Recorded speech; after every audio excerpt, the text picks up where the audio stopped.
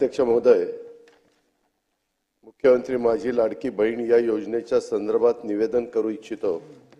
सदर योजनेत अर्ज करण्याची मुदत 1 जुलै 2024 ते 15 जुलै 2024 पर्यंत ठेवण्यात आली होती। या मर्यादेत सुधारणा करण्यात येत असून आता सदर मुदत 2 महिने ठेवण्यात येत असून ती दिनांक 31 ऑगस्ट 2024 पर्यंत लाभार्थी महिलांना अर्ज करता येईल।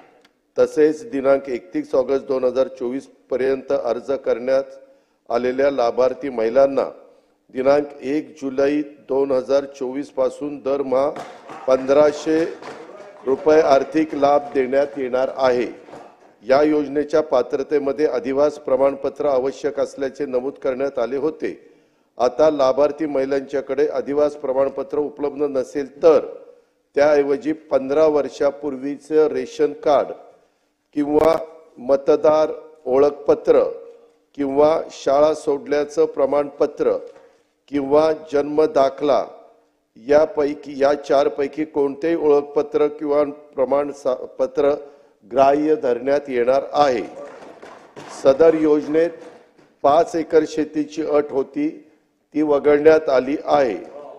सदर योजनेत लाभार्थी महिलांचा वयोगट 21 ते 60 वर्ष असा होता, त्याऐवजी 21 ते 65 वयोगट करण्यात येत आहे। परराज्यामध्ये जन्म झालेल्या महिलांनी बॉर्डरवर हा प्रश्न आहे आपल्या महाराष्ट्राच्या महिलांनी महाराष्ट्रातील अधिवास असणाऱ्या पुरुषांबरोबर विवाह केला असेल तर अशा बाबतीत त्यांच्या पतीचं जन्म दाखला किंवा शाळा सोडल्याचे प्रमाणपत्र हा अधिवास प्रमाणपत्र ग्राह्य धरण्यात येईल।